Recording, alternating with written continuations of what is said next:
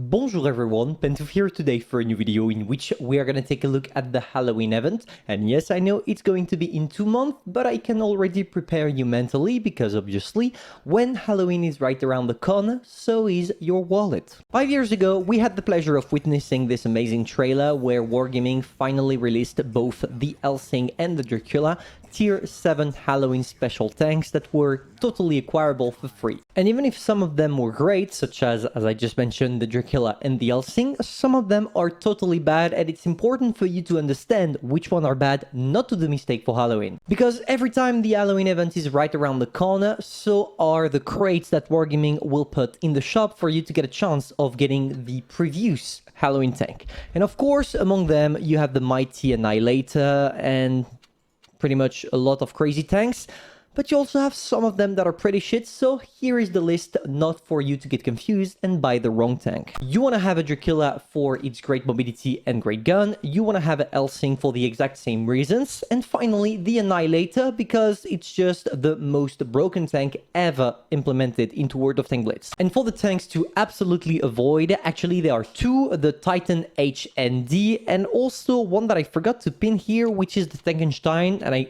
simply forgot because it's a tank that is only acquirable when you are going to the German tech tree.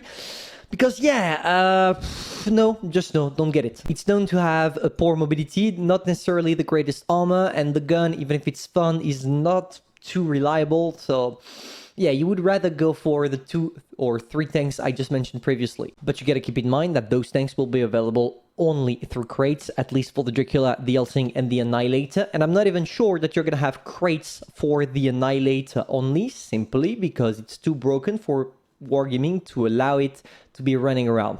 And maybe one question that I need to answer concerning the Smasher. The Smasher has never been an Halloween tank, so you should not expect it to be around the corner for the Halloween event. Now comes the time of the imagination. Now comes the time of asking ourselves, what kind of tank is Wargaming cooking for the brand new Halloween event? Even if last year we had infos on the Annihilator 1 month before the official release, I'm not sure that it's going to be the case this year. I remember when everything was leaked, that the community already knew pretty much everything there is to know about this event, and obviously it made Wargaming mad because YouTubers relied it. I mean, that's our job, you can't really blame us for that. And they just lost the element of surprise, and a lot of people already complained knowing that the tank was not out yet. And gotta be honest with you boys, I just want them not to give us something that can be close statistically and even aesthetically talking to the Titan HD, the latest Halloween tank being implemented, because that thing is really bad. I remember we had a lot of expectations because when we saw this little mechanism here, we were expecting it to have 2 shots, like 1 gun but 2 shots, because every time there is a Halloween tank there is kind of a new mechanism going around, and it was not the case. It was, I don't know, it was disappointing. But this year I have some hope. I have some hope for 2 reasons. The first is the type of tank we are going to receive. Obviously, we already have 3 heavy tanks, 1 tank destroyer, 2 mediums, so I'm expecting them to go for a light tank for once. If it's the case, we already know that the mobility mark is going to be checked, because a light tank that doesn't go fast is not a light tank. And this is what I fear the most because I love mobility. Now for the other statistics, we can expect something that also has a great gun.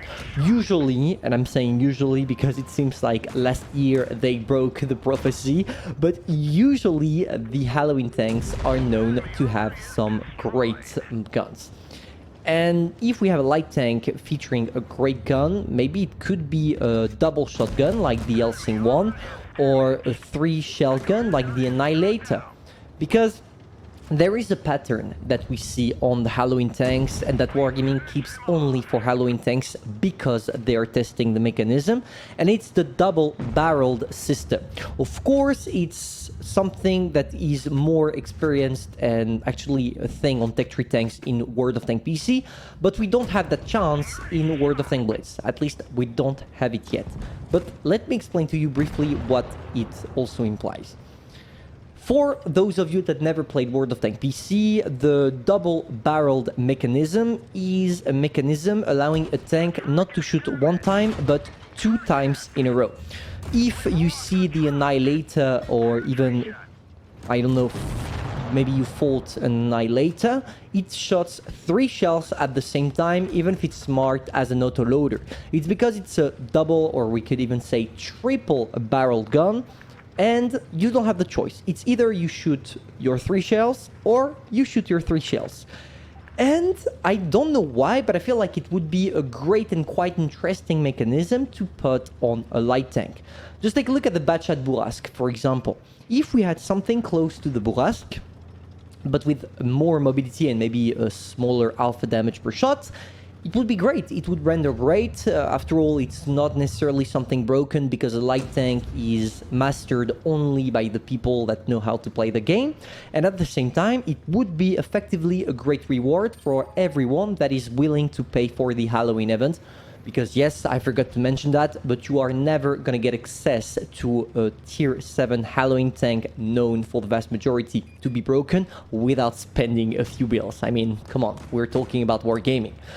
But maybe that is going to be worth it for once. I just don't want them to be like the last year. Even if the mechanism on that thing is cool and it was totally new, the retractable armor that you can see working currently on my tank, it's not something with which you're gonna have a lot of fun. It just makes the tank mobility totally suck and not something enjoyable. No, Wargaming vision of the game is playing fast, having fun fast. We are a generation where everything needs to go fast, which explains, for example, the success TikTok is receiving, because you get to see something for 1 minute.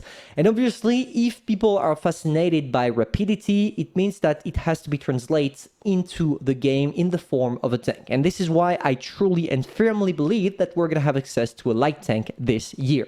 Maybe something close to an RU-251 Defender or something like that. And if it's the case, yes, Wargaming, you have my benediction. But for the moment, I'm not gonna bother you any longer. We do not have any information. I will do, obviously, a video when I will know more. But for the moment, all we have is our thoughts and our imagination, our collective imagination, to either confirm if the tank is going to be great or not. So tell me in the comments what kind of things you would like to see. And personally, I'm going to see you soon for a new video. Bye.